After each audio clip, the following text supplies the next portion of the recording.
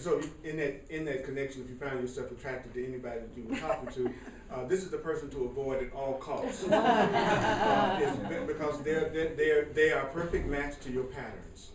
That's why you were drawn to them. If you kind of felt that little urge to come up inside you, it's because this is the latest person that's matching exactly what it is that is your issue to deal with over and over again. Isn't that interesting?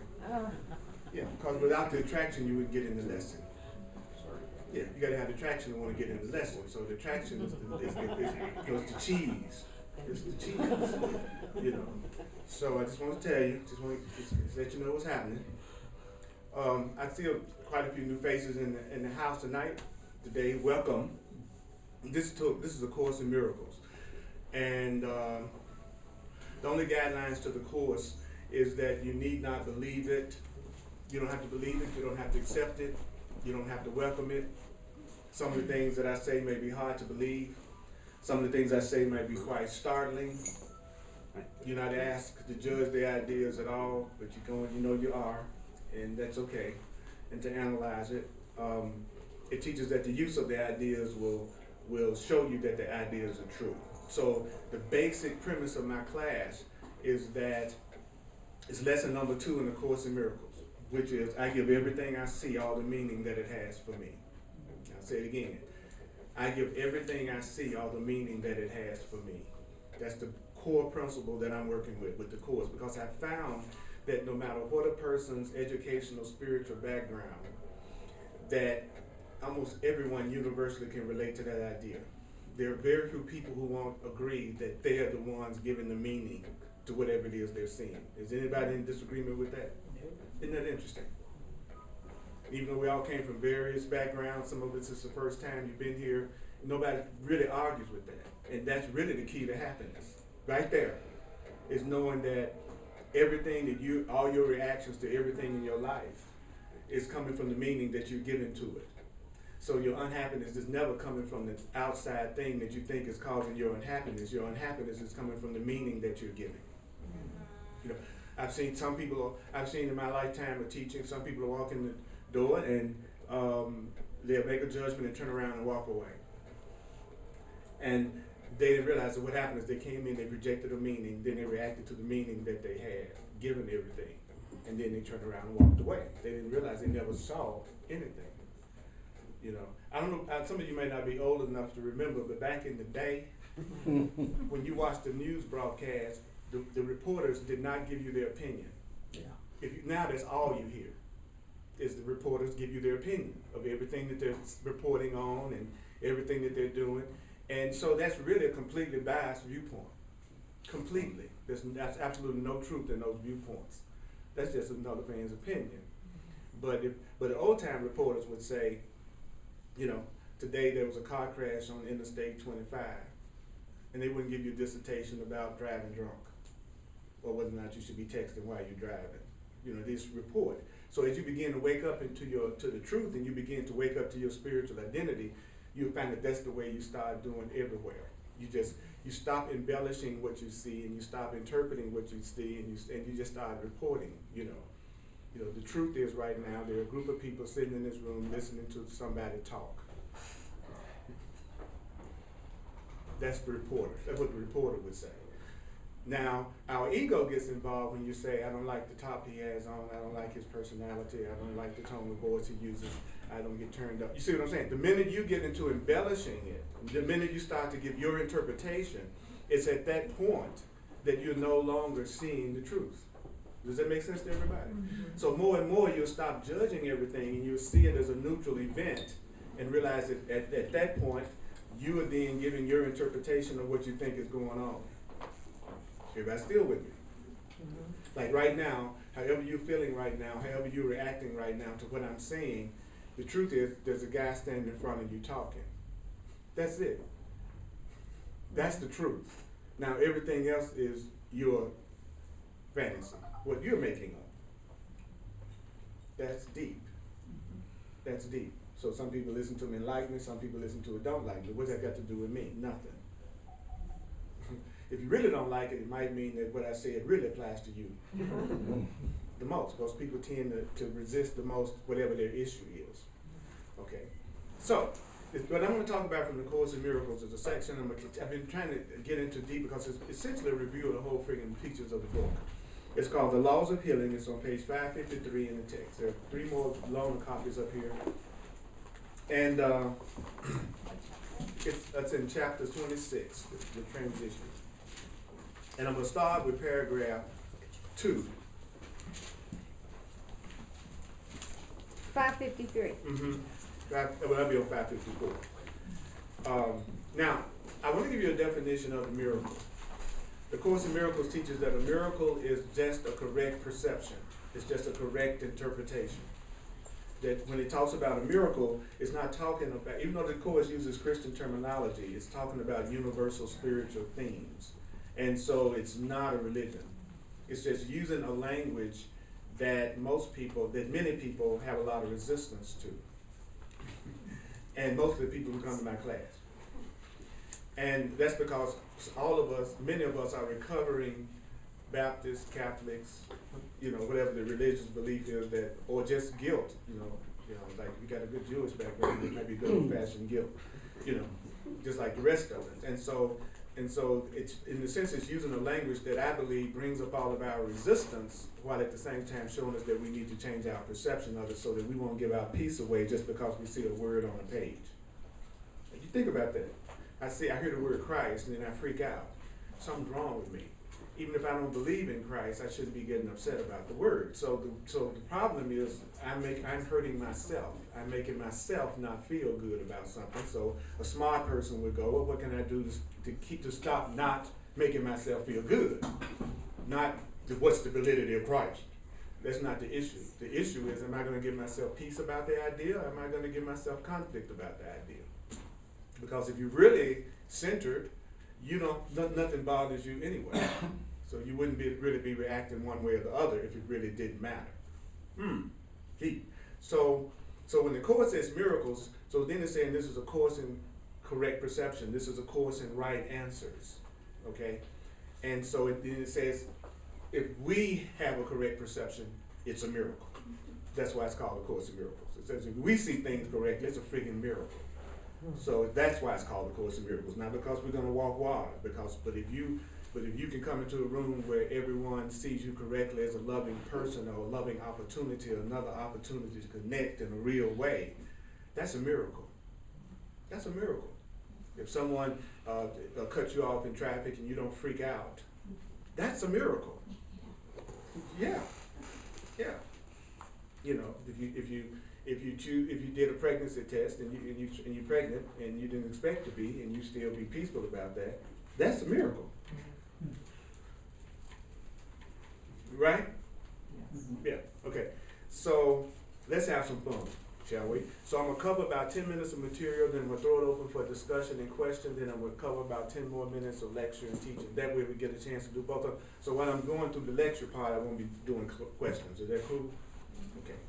So it says, this is a Course in Miracles. As such, the laws of healing must be understood before the purpose of the Course can be accomplished. We must understand the laws of healing. So let's review the principles that we covered and arrange the principles that we covered in a way that summarizes all that must occur for healing to be possible, because once healing is possible, healing occurs. So the Course in Miracles defines healing as the undoing of fear. So when it says healing, it's not talking about a physical injury. It's talking about our mind becoming free of fear is healing. That's what a real healing is. So then it says all sickness comes from separation. So what I'm doing when I go through this, I'm giving you some of the definitions that the Course in Miracles uses for these terms, and not definitions that I'm making up, because it makes it easier to understand a lot of times, especially those of you who are getting ready to actually get into the book itself. Is to get that the Course in Miracles has its own definitions of the terms that it uses. And one of the definitions for sickness is any form of lack of peace. So anytime you're experiencing any form of lack of peace, the Course defines that as a sickness, and it says it comes from separation.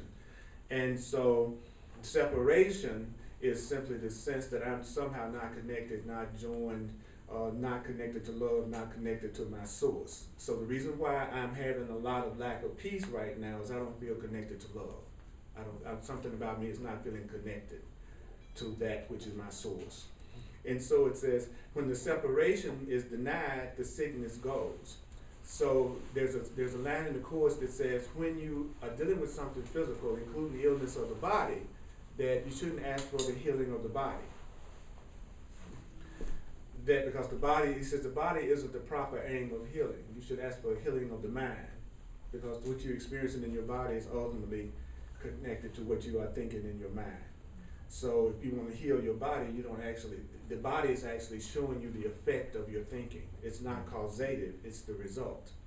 So you don't usually get God banging on your head, on your hood physically, until you've ignored the spiritual, mental, and emotional hints that you need to change. And then all of a sudden it becomes a physical situation, and all of a sudden we panic, and then we want to try to get it solved immediately. But the truth is, we got many warnings before it got to the point that it was a physical deal that you were dealing with. So by the time something becomes physical, it's already over. Okay, by the time something becomes physical, it's already done. I mean, you're physically in the room because you're already here. So if you want to change something, you got to start at the causative level, not the effect level. So it's telling us that the sickness is gone as soon as the idea that brought the sickness is healed. Or the unhappiness is gone at the instant that the idea that brought the unhappiness is healed. Or the lack is gone as soon as the idea that brought the lack is healed. The separation in my relationship, I'm just showing how you can fill these blanks in. As it's gone as soon as the idea that brought it is healed. The argument that I'm having with my partner is gone as soon as the idea that brought it has been healed. You follow me? So it's, if you're dealing with something right now that's really bugging you, then you should be trying to get in touch with what's the idea that brought it. Okay? And then it goes, and then we've done what? Replaced by sanity. I love it. This book has the audacity to say that the reason why we go through such lack of peace and sickness is because we're insane. Okay? Sickness and sin are seen as consequence and cause. In other words, a person thinks they've done something sinful, then they're not surprised that they think something wrong has happened in their life, some kind of sickness, some kind of unhappiness. And then it says, in a relationship kept hidden from awareness, that it may be carefully preserved from the light of reason. So as long as you will keep on doing something unreasonable until you become aware of it. You will keep on doing something that's not bringing you any kind of peace until you become aware of the idea that's creating that. Because most people don't see how the effect is coming from the cause that they're creating. So he says, now this is really a powerful statement here. Guilt asks for punishment. Let me just be with that for a minute. Guilt asks for punishment, and its request is granted. You know, you feel guilty, then you're going to get some kind of punishment. You feel guilty, you're going to make yourself feel bad, or you're going to attack yourself, or, you know, guilt is actually a request for punishment. Why do we punish people in jails? Because we think they're guilty. So we got a total association with guilt and punishment. And at the same time, you constantly hear people saying they feel guilty about this, they feel guilty about that, they feel guilty about the other, they feel guilty. And then at the same time, you stick around a little bit longer, that same person will be telling you all the things they're unhappy about, that they wish were different, and that they wish would change. But they don't get the connection between, I'm constantly focusing on guilt, and I'm not too happy in my life right now. Well, let me tell you why. Would you like to know why? According to this, but you don't have to believe.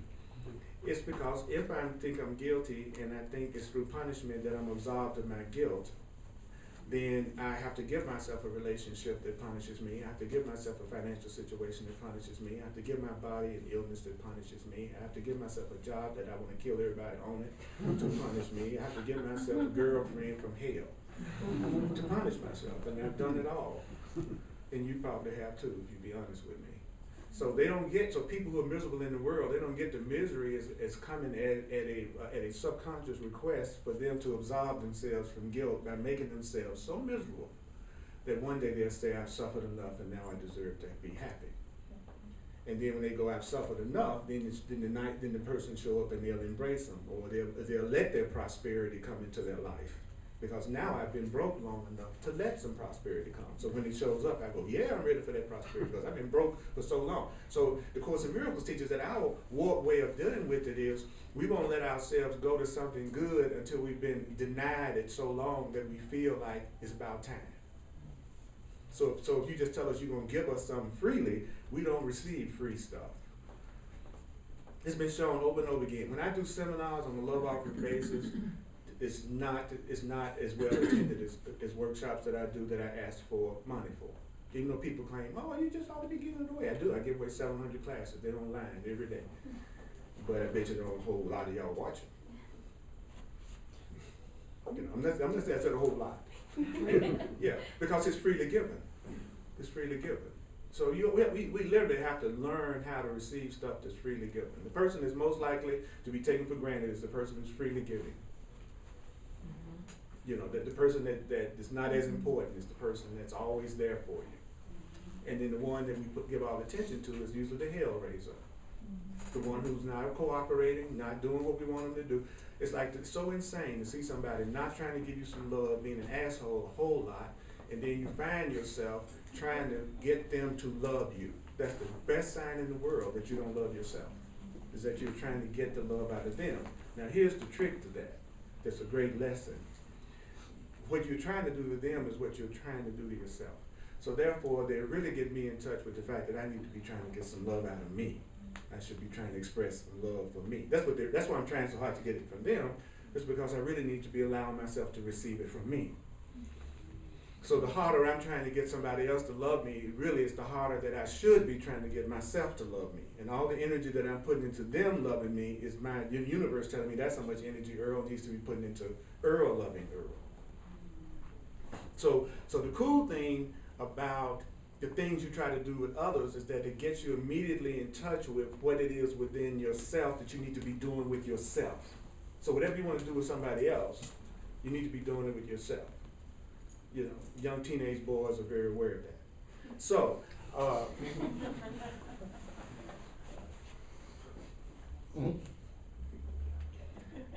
but we forget it, and then we're trying to get it from somebody. You follow what I'm saying? And then that's where you screw up. Yeah, because the minute you make the other person required for you to experience any kind of state of joy, you just set yourself up. You just set yourself up. Because now you got to become manipulative. Now you got to try to get people to do it the way you think you want it done for you to be happy. So now you become a manipulating, controlling person. And it's only because of your own fantasies have made you manipulative and controlling. Isn't that a trip? Your own fantasy is making you manipulative because you come up with an idea. The Course says we come up with an idea of what's going to make us happy, and then we try to manipulate everybody else into playing the roles that make us happy. Wow. So we become manipulators because of our fantasies.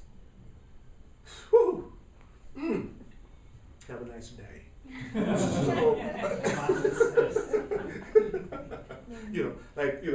like it's a trip teaching up here. Because sometimes you look around the room, it's like some people looking at you like daggers. Some of them are looking at you with a big smile on their face.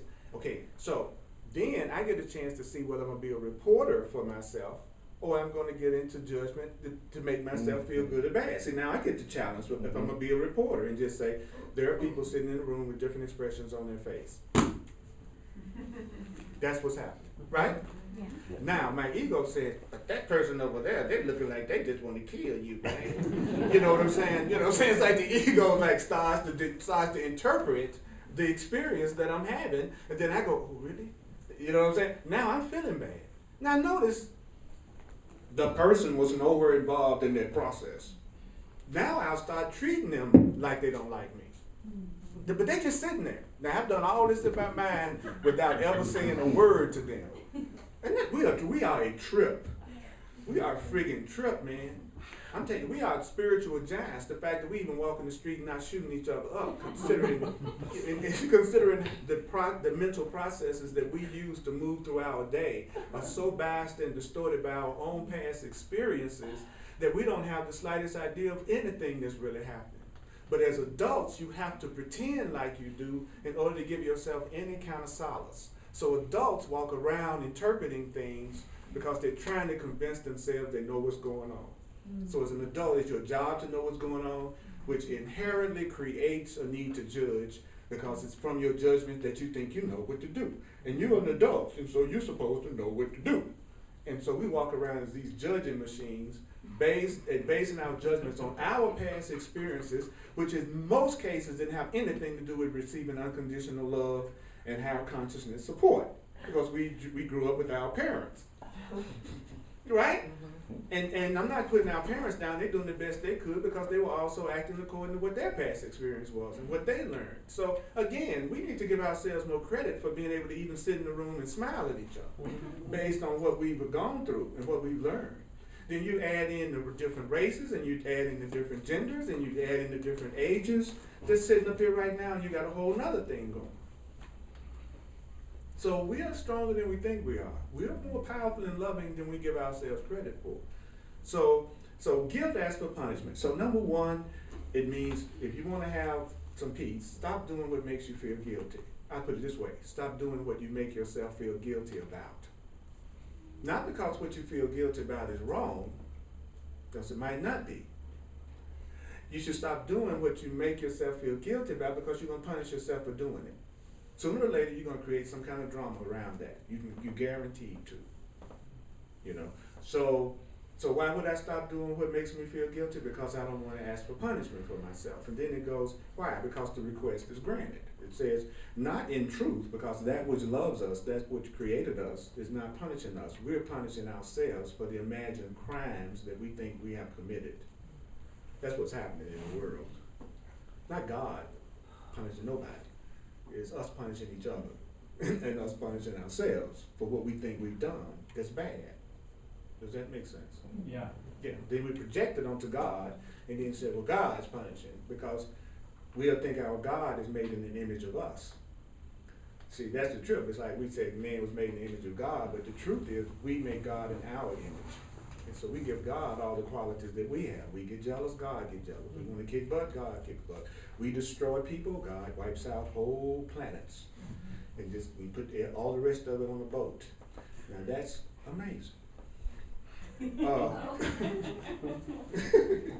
So, all right, when I was a kid, I used to hear stuff, I used to go, that's amazing. How did that happen? Don't you question the Bible. You know, they just jump all in my stuff. You know what I'm saying? These black folk know what I'm saying. You don't mess around with the Bible. You know, that's what my theory, because sometimes people ask me, why don't you think more people of color come to your class? I said, well, I don't really know, but if I'm going to embellish, interpret, and judge, I would say that we grow up in the South learning that the Bible is the Word of God, and to question it in any way, shape, or form, or fashion, you would have to be doing something mortally wrong, and only some type of a devil in disguise would be saying anything other than this. So they see me walking in here, and a bunch of white people too, they gone. The combination of both of them, then black dude talking about some miracles in the room with a white folk. I think I'm going to have to go downtown and go to the mall.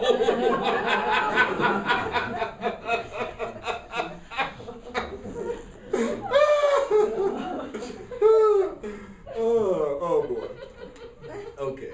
So then it goes on to say, the Son of God, the child of God, perceives what he would see, because perception is a wish fulfilled. I'm taking it a sentence at a time because it's so powerful. So that's basically saying to us, you're seeing what you're seeing because your seeing is a wish fulfilled. So whatever you're seeing is a fulfillment of your wish, which means whatever you're seeing is what you wish to see. If you wish to see a cool guy sitting up here, you'll see a cool guy. If you're wishing to see a guy that's not so cool, you criticize everything I'm doing. So your perception is a wish fulfilled.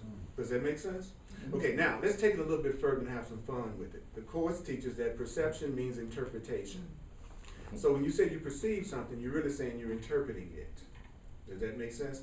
So in other words, when you perceive me, you're interpreting me as being a man, and maybe a man of color.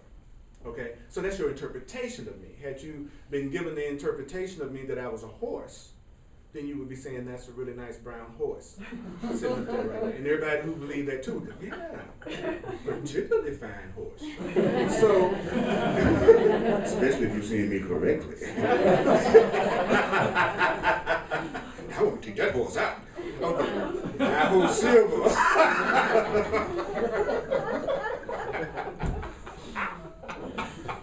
I want to ride that horse. Anyway, that's a whole other story. Okay, now. I'm completely irreverent.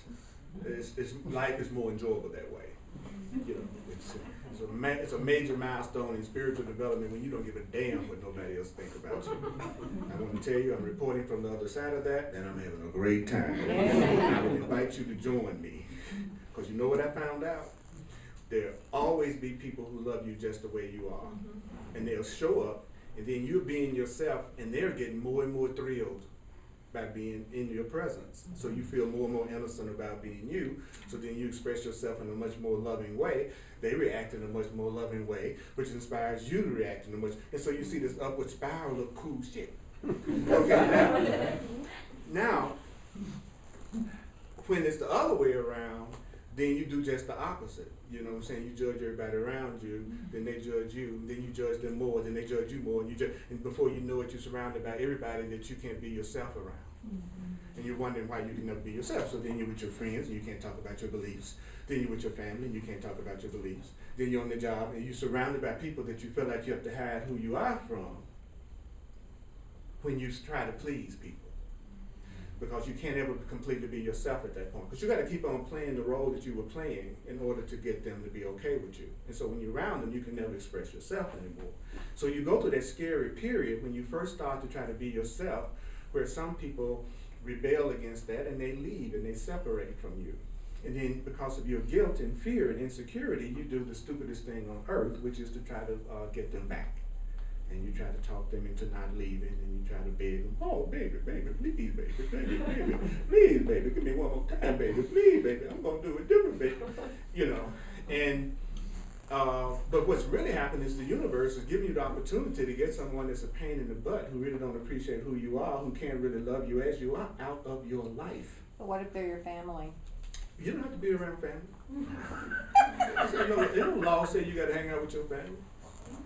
You just, if you could handle the guilt of not doing it, that's the truth. You don't have to hang out with your children. You don't have to hang out with your mama. You don't have to hang out with your daddy. You don't have to hang out with nobody. Now, do you feel innocent enough to not do that? Would you accuse yourself of being abandoning parent? Could you deal with the guilt of it?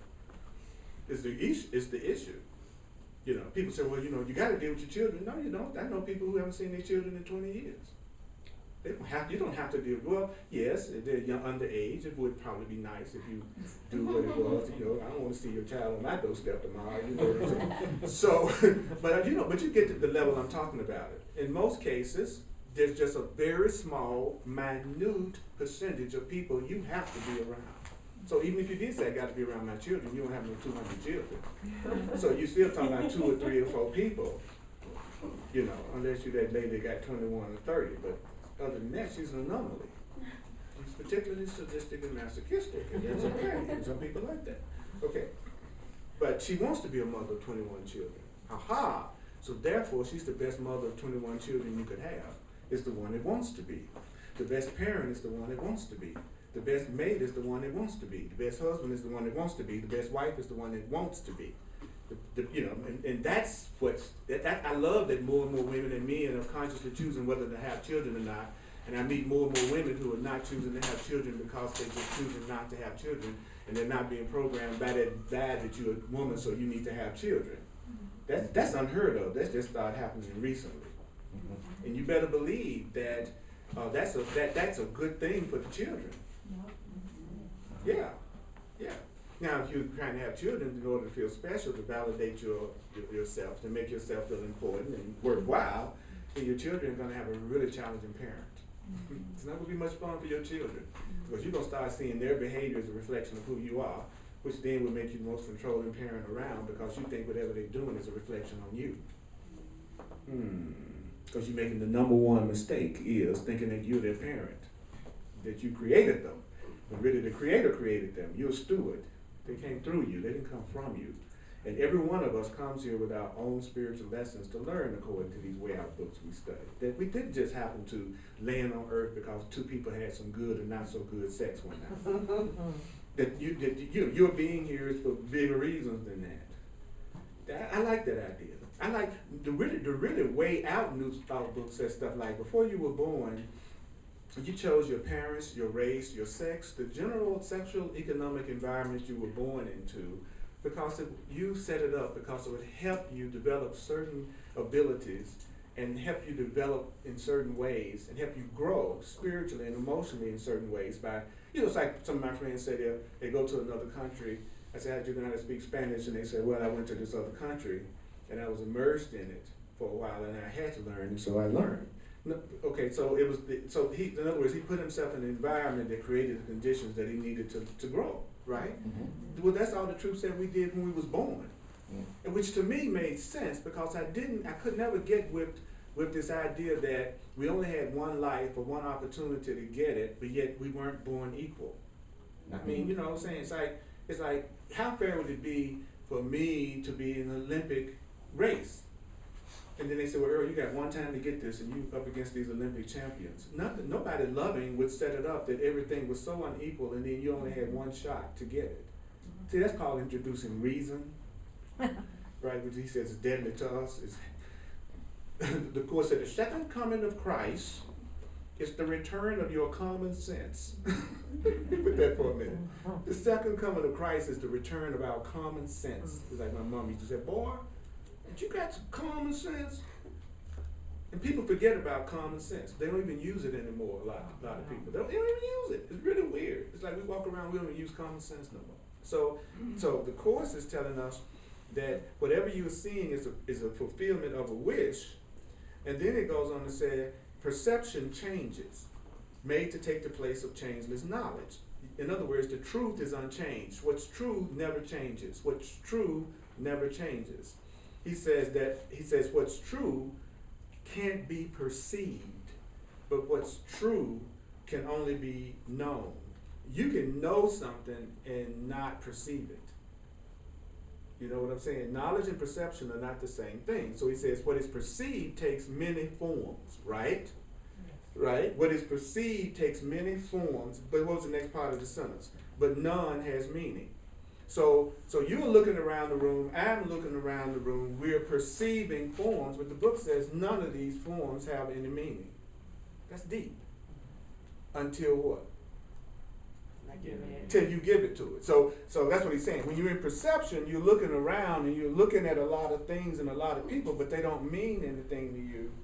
And then they don't mean anything in themselves. And then you give it the meaning. It's like looking at a crowd of people and it's not meaning anything to you till you see your friend. Then all of a sudden there was a meaning in the crowd.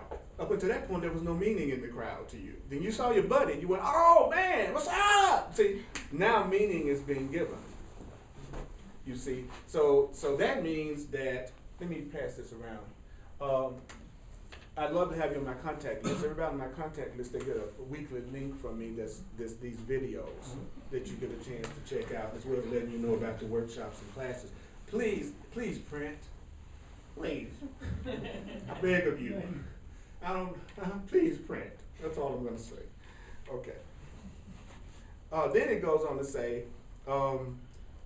brought to the truth, its senselessness is quite apparent. Kept apart from the truth, it has meaning and basically is real. So as long as I don't know the truth about it, it really doesn't have any real meaning to me. I'm going to give it meaning.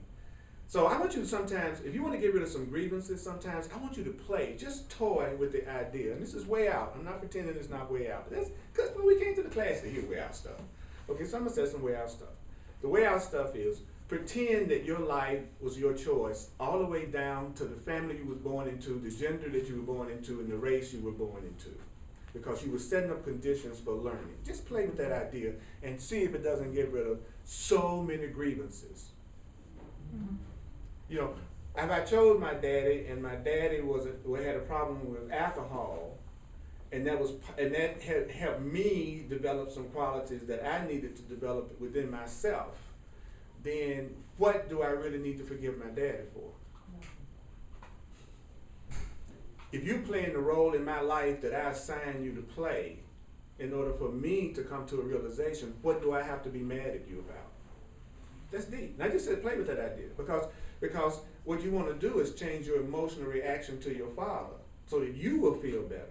So whether you think it's true or not, it'll make you feel better. Just try it. All of a sudden you would have to feel just a little teeny weeny bit better if you thought that your childhood was set up by you to make you the person that's sitting up here today.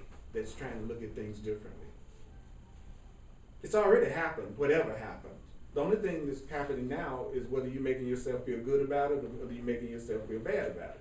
And you can always tell the truth because the truth inspires you and it makes you feel more peace. It's just that simple.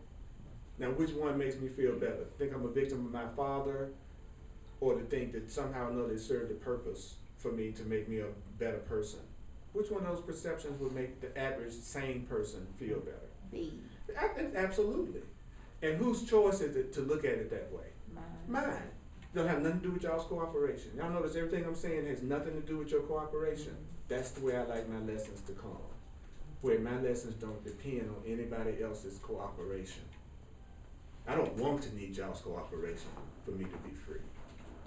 I don't want you to have to approve of me for me to be free. I don't want it that way. Do you? Do you? No. No, you don't want it that way, but that's the way we set it up. We're getting past it now. So, any questions or just comments? You don't have to agree with me. I just want to give you a few minutes to give you a chance to feel some questions or comments or just share. I just want to say that what you just said regarding what we chose, all the experiences in life is being born to now is part of us. And when we accept that way, then we turn that guilt into gratefulness. Right. Because we should be grateful for all the experiences that we went through. Yes. And accept those. Yes. I think part of, and sometime in my life I felt that way. Sometimes I felt that way Yeah. too. That's a great way to put it. I felt that way. I felt grateful for what I did, grateful for the experiences I had with my dad, and everything that has gone through my life. Yeah. So changing it to gratefulness. I feel very grateful. Thank you. Thank you. It's okay. So for those of you watching online, she was basically saying when she takes that point of view that we're talking about of being grateful for whatever happened in the past and seeing it as somehow serving, then you go from grievance to gratitude. Still in the G territory, but now you move to gratitude. Now, then some people though would rather stay miserable and suffer if they think it's letting somebody else off the hook. You know that the biggest opposition to what I'm saying from people comes from them thinking somebody got away with something. Right. They go, I can't let my dad off the hook. He came home every day and he whipped me. You know, when I was a kid, that was called good parenting.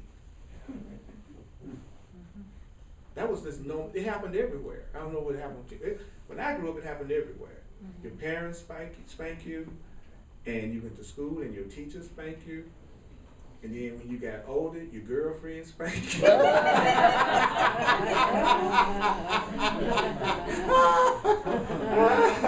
know, let's get back to serious spirituality. Everybody don't be serious. Oh man, that's how we got in hell in the first place. We forgot to laugh. That's what the court says. It's like, you don't know how you got here. You had a joke you forgot to laugh at. And you took it as a serious idea. Now you are American. So, it's like people ask for answers constantly. You talk to people and they go, I want an answer for this. I want an answer for that. Give me the right way of looking at it. And you give it to them. And they still say, how should I see things? And you just got through telling them. And they go, how should I see things? Because they're not ready for the peace that would happen if they did it. Their whipping, their punishment hasn't been completed yet. And when they haven't gotten the punishment that they think they deserve, they can't hear an answer until they finish the sentence that they have given themselves. Did you hear me? If you did something so bad that you think you need to suffer for a year, then you'll come to a class like this for a year and don't get any answers. Even though at a year later you go, oh, you said it was my thoughts that was changing my reality, and I just need to get some brand new thoughts and then put some brand new thoughts in this book. So I'll just start using the brand new thoughts in this book until it becomes the way that I think. And when it becomes the way that I think, that's what my whole world will be like, and I'll be happy. Wow! But I have been saying it every week. But it was within the 1 year sentence of punishment that you decided you need to go through because of how you feel about yourself. So you couldn't hear the answer. So the answer is not, can you hear what I'm saying? That's not the question. The question is, do you want to see yourself as innocent? That's the question that you should be asking. Not to understand what I'm talking about, but are you willing to pardon you? Just think about that for a minute. Because it's maddening to try to help a person who doesn't want to be healed right now.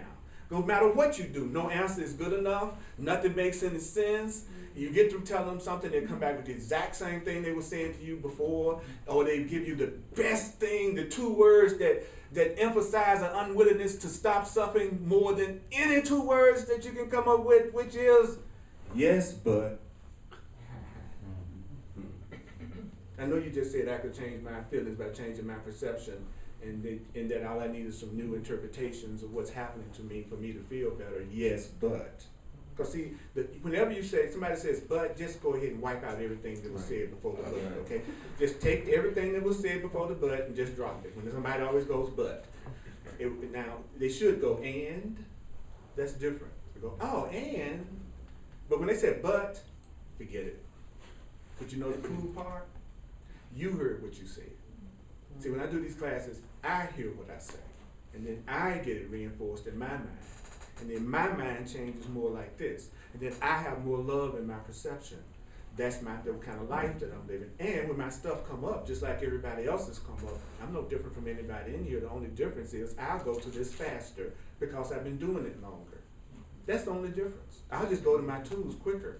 My ego goes crazy just like y'all. And there's people I think I don't like just like you know. And there are times that I feel like I'm the victim of, I thought I was the victim of the parking meter person. Just the other day. You know what I'm saying? The ticket just came from on high. I was minding my own business, parking my car in the wrong place, and then was the victim of getting the ticket for it. And then I'm mad at the city. You know, I parked in the wrong place. They didn't have a sign. Don't park there. I didn't see it. But that don't change it. That don't change nothing. You know what I'm saying? I walk into a hot stove, and it don't change nothing because I didn't see it. It's still gonna burn the hell out of me. You know what I'm saying? So if your life is one big burning, then you walking in the stoves you don't see. And so you need to ask Spirit to let you see what it is you don't see about your life right now that needs to be shifted, right? And then the other thing that he says we need to do is that we have to be willing to not be right long enough to let some happiness happen to us. We need to be willing to not be right, to not believe that the way we're looking at it is right when we're miserable.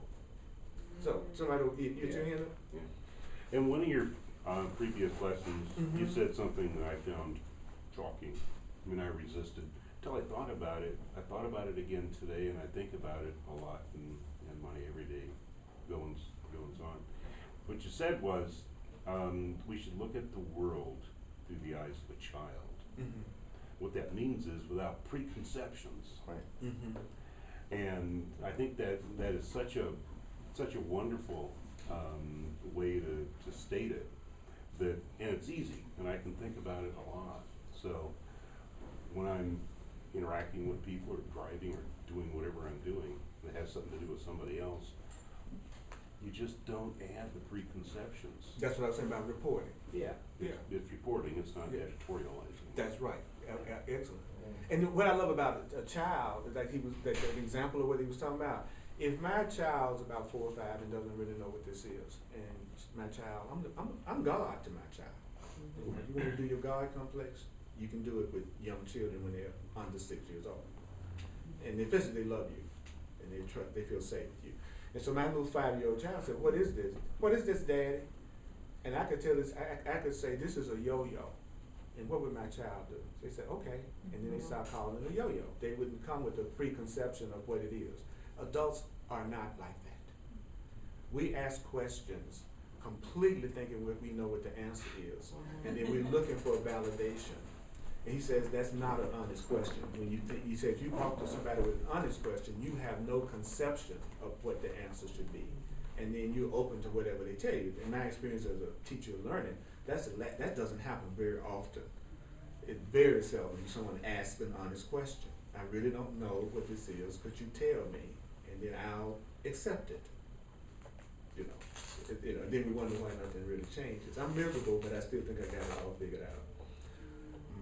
Anybody else before I go on? I just want to say thank you for reminding me of the lesson too. I give everything all the meaning that it has to me, because I'm great at applying that to other people, but I forget to apply it to myself. Isn't that cool? Yeah, Yeah, yeah, yeah. And it'd be great to know if you're applying to other people, you are applying it to yourself, because they are yourself. oh, okay, I Yeah. like that. Yeah, yeah, yeah, yeah. I'm still hearing it, so Uh-huh. whatever comes through me has an effect on me. So the mere fact that I'm seeing it has an effect on me. Back in the back, it was something, yeah, Hannah. Yeah, I had a quick question. Yeah. You mentioned to, I think you suggested that we stop doing what makes us feel guilty. Mm-hmm. And, my question is, what if there's a struggle there? What if I find myself doing those things almost against my will? I would suggest that you ask yourself, what is the payoff that I'm getting from this? Because there's a payoff. And at this time, the payoff seems more meaningful and valuable than the pain that I'm going through of the guilt. So what you want to do is you want to get in the habit of asking yourself questions like, okay, what would it take for me to let go of the guilt that I'm feeling right now in ways beyond my wildest imagination? What would it take for me to look at this another way? So the Course in Miracles would say the reason why I'm addicted to the guilt is that it keeps me feeling separate from love, separate from God, and separate from the truth. That there's a part of me that doesn't believe I deserve the innocence that I would feel if I didn't have the guilt. Because you have to understand, we grow up in a society that teaches us that the guiltier you say you are, the better the person you are. Mm-hmm. Right? Let's think about this just for a minute. Yeah. We're in a society that says if you walk around and say you feel guilty about this and guilty about that, that makes you a good person. We actually get people who have a tendency to turn on us if we don't act like we feel guilty. Like they've hurt themselves, they project that you did it, and then they get mad at you if you don't act like you did. They don't realize that you didn't do anything to them. They projected on you, and then then they think you did something to them, and then they got mad, and then they want you to apologize for something you never did. And, so the desire to feel guilty is coming from the desire to punish myself. And so what I've got to do is recognize that I don't need punishment. What I need is correction. Mm-hmm. That's what you go, wait a minute, hold it. I think 1 and 1 is 3. You beat the hell out of me. I still think 1 and 1 is 3, and I got a hell of a hospital bill. You know what I'm saying? So really, I need you to tell me 1 and 1 is 2. You know what I'm saying? So just because you say you're not going for the guilt, don't mean you're going to be a sociopath. It just means that it's the sociopath that really feels guilty. It's the people who are ridiculously guilty that's attacking everybody. That's what people don't realize. The attack is coming from the guilt. It's people who feel innocent and people who love themselves and feel whole. They're not raising hell. They're just they're enjoying it and then sharing it with other people who enjoy it. It's the guilty people that's attacking everybody, not the people who think they're innocent, not the people who think they're not guilty. It's the people who think they're guilty that's hurting everybody. So just keep that in mind. The more guilty you feel, the more you're going to attack. The more guilty you feel, the more you're going to attack yourself. Because you're looking for punishment. The murderer wants to be murdered. That's why he kills somebody. Because he knows he's setting up the possibility he'll either be killed or he'll be in prison for a lifetime. So first you feel guilty and afraid and angry, then you attack.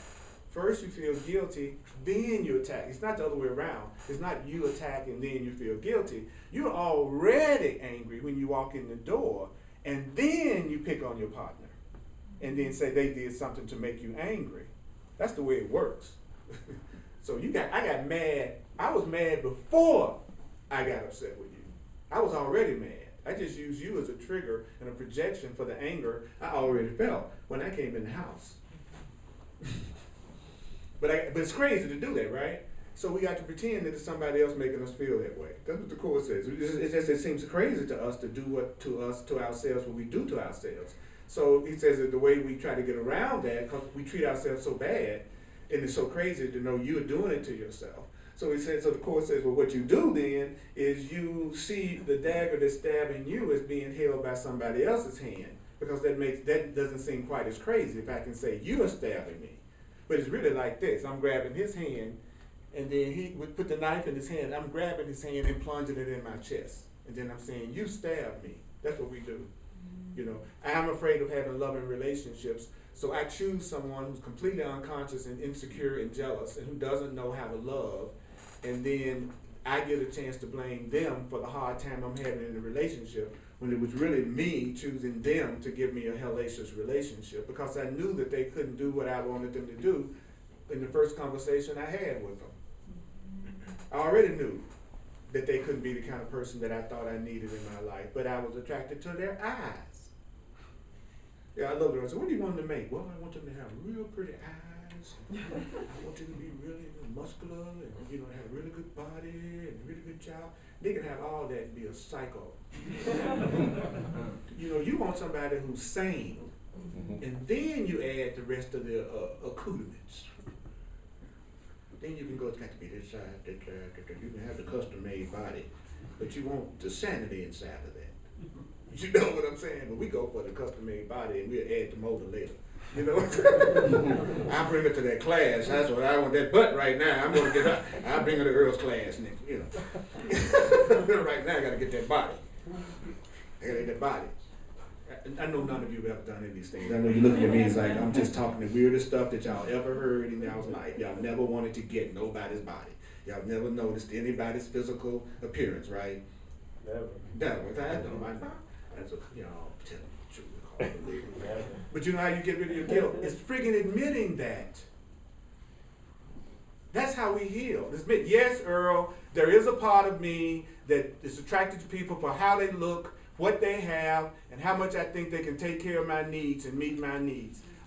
There's a part of me that enters into relationships much more concerned about getting what I want than being concerned about what they want. Mm-hmm. That's when you know you're ready to now have a real relationship. As long as a person sits up and pretends like they have none of the characteristics of anybody else that they see as not being so cool, that's how long they're going to be stuck in relationships that don't bring them any peace. When you get rid of that belief, that innocent nice space, and you're willing to look under your nice space to the part of you that's the killer, that's when you stop having killers show up in your life. But as long as you hide what you call your ugly self under the facade of I'm really just this kind person that would never hurt anybody, that's how long those kind of insane people are going to be showing up in your life giving you hell.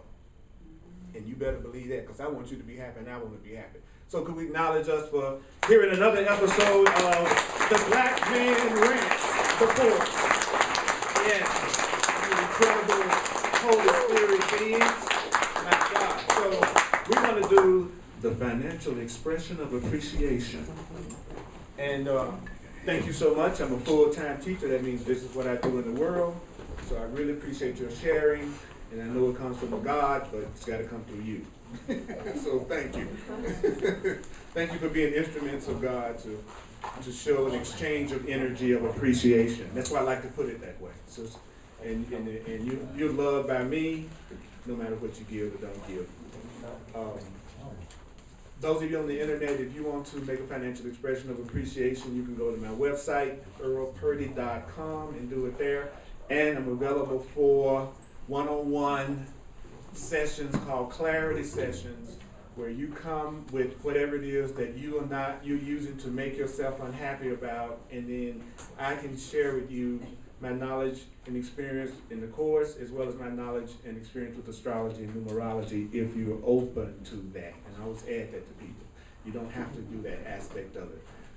But it could also provide some additional insight, because the Holy Spirit, the course teaches that the higher self can use anything you have learned to bring you to the awareness of truth.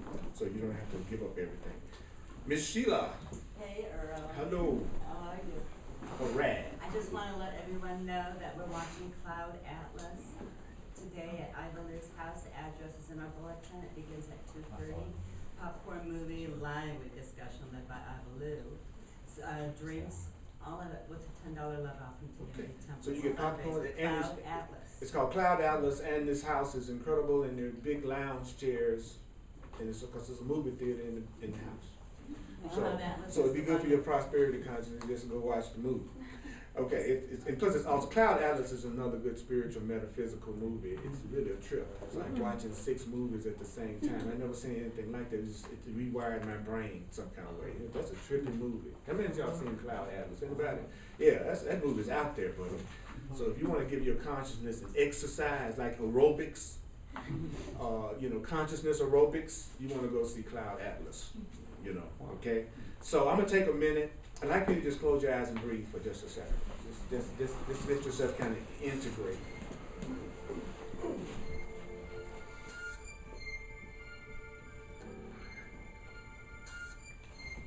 If you want to let go of the thing that's bugging you right now, ask the idea that brought it to be healed. Ask for the idea that brought it to be healed. Say, I want the idea that's creating this to be healed. I want the idea that's creating this situation to be healed. I want the idea that's creating this feeling to be healed. And if you want to take it to another level, go, what would it take for me to correct this idea? What would it take for me to be healed? What would it take for me to be healed? I've asked for the correction of my perception of it. In other words, if you have a financial situation that you're using that causes you fear right now, don't ask for money, ask for the correct perception of money. Ask for the correct perception of bills. Ask for the correct perception of your boss. Ask for the correct perception of your job. Ask for the correct perception of yourself. Ask for the correct perception of God. Ask for the correct perception of your friends. Instead of asking for the healing of the effect, the Course in Miracles says you should ask for the correct perception of my diagnosis of blah, blah, blah that the doctor gave me. And then you do something in the physical world to show that you have a willingness to be healed. That might be going to the doctor, changing your diet, going to a workshop on prosperity. You see all those things as just symbolic gestures to show to spirit that you're willing for that situation to be resolved. That's very important. So I'm not saying don't go to the doctor if your leg is bleeding. I'm saying use going to the doctor as a reminder to ask for the correct perception of your leg. Because then you're remembering the truth, which is everything that you're feeling ultimately is coming from the meaning that you're giving it. And remember that when you feel guilty, that's a request to be punished. And you'll be amazed at how just saying that will make you want to get a new perception of guilt. And then you go, my guilt is a request to recognize my innocence. I feel guilty, which means I'm feeling my request to recognize my innocence. And if there is something that needs to be corrected, I'm asking for the correction. Instead of punishment, I'm asking for the correction of this error so that I won't do it again. So I want correction, not punishment. You all deserve loving correction for things that you think you might have done in the past that you're feeling guilt about. Remember that you were acting from the highest level of consciousness that you could at that time. That in that moment you were acting from where you were at that moment. So stop crucifying yourself. In that moment you were acting from where you were. You did the best you could. And so the only afterward message should be, don't do that again.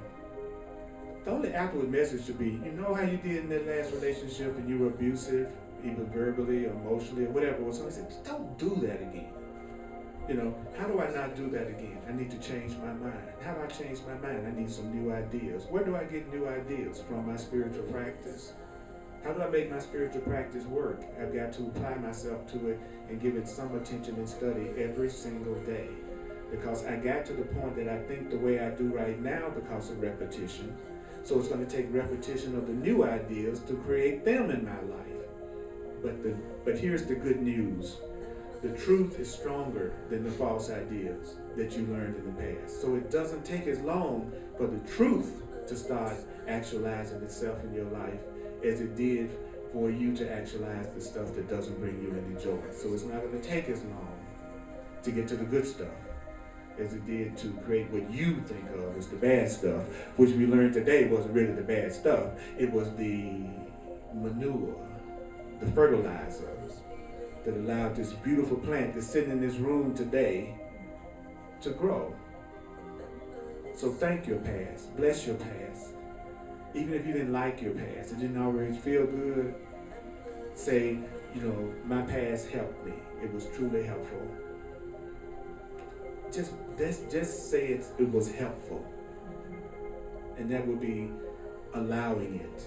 And another word for forgiveness is allowing. just substitute forgiveness as allowing. I'm allowing that happened. I'm reporting that happened, and I'm going to stop embellishing on it and interpreting it, because my interpretation and the meaning that I'm giving to it is what's making me cling to my past and grievances and upset, and therefore not letting new loving people come into my life as part of my punishment for being so unworthy that I even had that happen to me. So I'm here from the governor to tell everybody in this room that you've been pardoned. I love you. Thanks for coming out. Would you acknowledge you one more time before we go back out in the lab?